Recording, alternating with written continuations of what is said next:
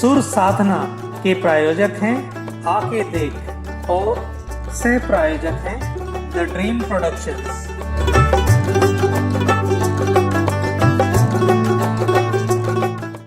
मेरा नाम धान्या शर्मा है। मैं प्रथम सी की छात्र हूँ। मैं आज आपको राधा कृष्ण पर एक कहानी सुनाने जा रही हूँ। एक काल्पनिक कहानी है, पर दिल को गहराई तक छू जाने वाली। एक बार स्वर्ग में विचरण करते हुए कृष्ण और राधा एक दूसरे के सामने आ गए। विचलित से कृष्ण, प्रसन्नित से राधा। राधा मुस्कुराई, कृष्ण सतपकाए। इससे पहले कि कृष्ण कुछ कह पाते, राधा बोल उठी, कैसे हो द्वारिकाधीश? जो वो उन्हें कान्हा कान्हा कहकर बुलाती थी, उसके मुख से द्वारिकाधीश का संबोधन कृष्ण को भीतर तक घायल कर गया।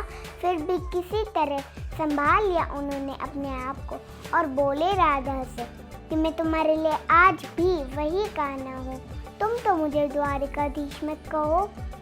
चलो बैठते हैं, कुछ मैं अपनी कहता हूँ, कुछ तुम अपनी सुनाओ।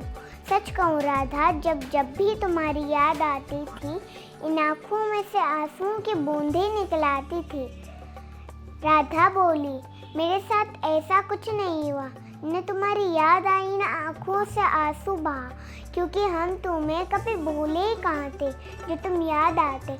इन आँखों में तो सदा तुम ही थे, कहीं आंसुओं के साथ निकल ना जाओ, इसलिए रोते भी नहीं थे। कुछ कड़वे सच प्रश्न सुन पाऊँ तो सुनाओ। कभी सोचा है इस तरह की तुम कितने बिछड़ गए? यमुना के मीठे पानी से जिंदगी की शुरुआत हुई और समुद्र के खारे पानी तक पहुंच गए। इन उंगली पर चलने वाले सुदर्शन चक्र पर भरोसा कर लिया और 10 उंगलियों पर चलने वाली बांसुरी को भूल गए जब तुम प्रेम से जुड़े थे। तो जो उंगली गोवर्धन पर्वत उठा के लोगों को विनाश से बचाती थी, वही उंगली क्या क्या रंग दिखाने लगी। सुदर्शन चक्र उठा के विनाश के काम आने लगी।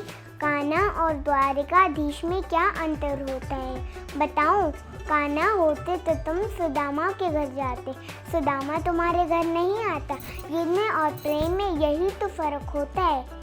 युद्ध में आप मिटा कर जीते हैं, प्रेम में आप मिट कर जीते हैं। प्रेम में डूबा हुआ इंसान दुखी तो रह सकता है, पर किसी को दुखी नहीं कर सकता। आप जैसे महाज्ञानी उस रथ को चला रहे थे जिस पर बैठा अर्जुन आपकी प्रजा को ही मार रहा था।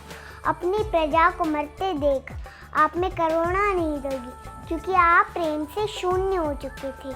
आज भी धरती पर जाकर देखो, आपके द्वारिकाधीश वाली छवि को ढूंढते रह जाओगे। हर जगह, हर मंदिर में मेरे ही साथ खड़े नजर आओगे।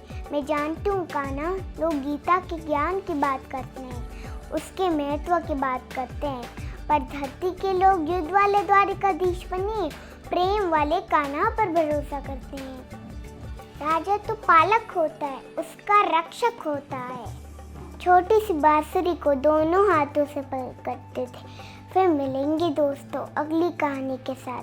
तब तक के लिए अपना ख्याल रखना और हमेशा मुस्कुराते रहना। धन्यवाद। राधे राधे।